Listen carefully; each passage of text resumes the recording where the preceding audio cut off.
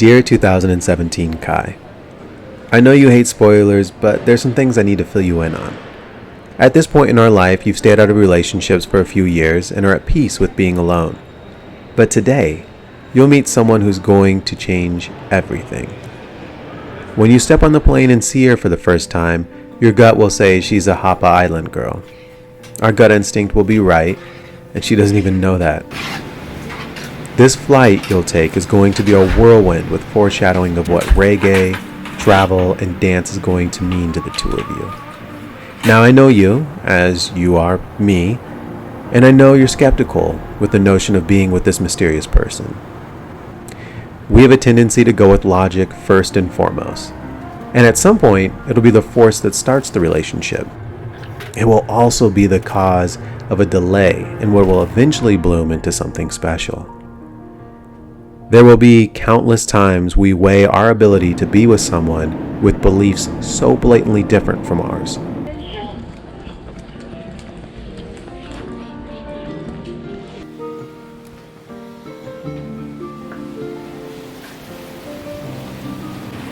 Good morning, good vibes. We're Shelle and I are on the island of Kauai, celebrating our 3-year anniversary of dating, our 4th-year anniversary of traveling together.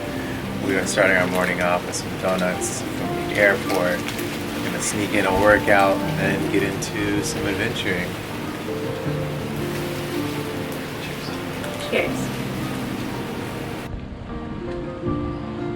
Our logical brain will look at who she is on paper and be at conflict with the notion that we could date a short California girl who hasn't seen snow before nor climbed. Yes, Kai, she's from California. But she'll move from the beach to the mountains. And though it won't be for you, that choice will be the first major turning point in deciding to be in a relationship. We will forever be indebted to San Diego's rent prices and an old manager she used to work for. If not for that combination, she might not have moved to Utah just a few weeks after we do. Shoot, I said no spoilers. Well, at this point you're house hunting anyway. Also, dump that first realtor. He's a total tool. I digress. Our logic decides to take a chance on her, in part because she's in Utah and long distance is no longer an option for us, and in part because of an amazing book we've just read by Mark Manson. Over the next 3 years, she's going to teach us so much. She'll teach us patience as she tackles adventures we've made habit over the years. We'll wait for her at the bottom of runs. We'll shout out encouragement as she hangs on the side of climbs that we might have sandbagged a little bit. In those moments, we'll relearn the joy and stoke that come with these adventures. We'll see how happy she is after she's linked turns, managed to do her first pull-up, run her first 5K, then 10K, then half marathon. Our heart will swell to the point of bursting, seeing her lead and clean her first routes. We'll cry tears of joy on 3 occasions when we reach the point of pure happiness. The first will be in Japan, with meters of fresh snow, the bright night lights, and her.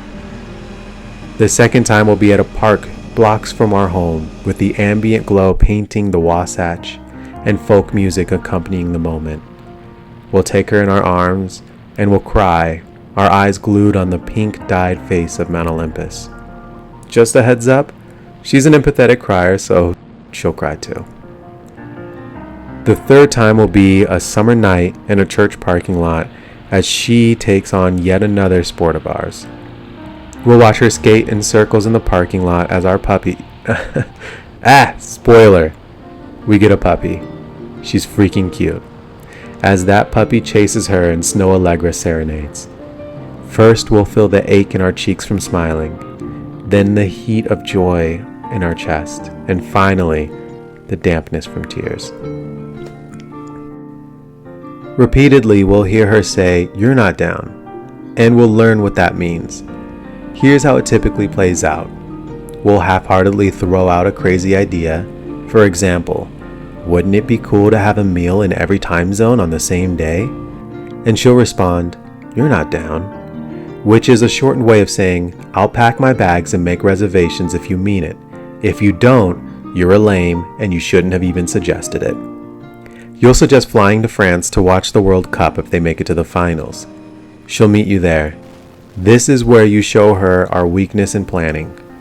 Her downness meets your lack of planningness, and the two of you find yourself sleeping in a random park. She'll never complain. As we hike Mount Fuji for our 30th birthday, we realize something profound. She'll teach us to understand the level of pain we've caused. It's a small click, but it's also paramount. With each footfall, we think of the joy and happiness we found in our relationship with her. Then we realize that there's an equal low to match this high.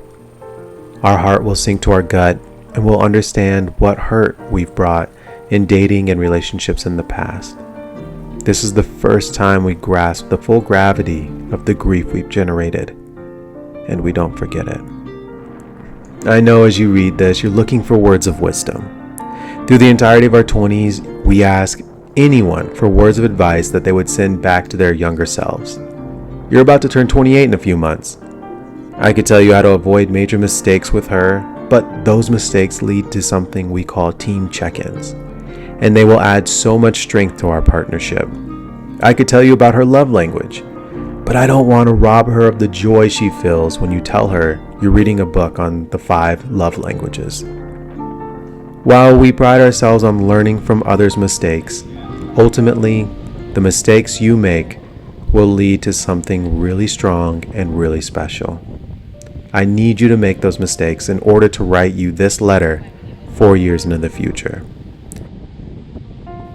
I say this factually and not wishfully. Have an amazing future. Don't keep her waiting too long. Signed, Kai of 2021.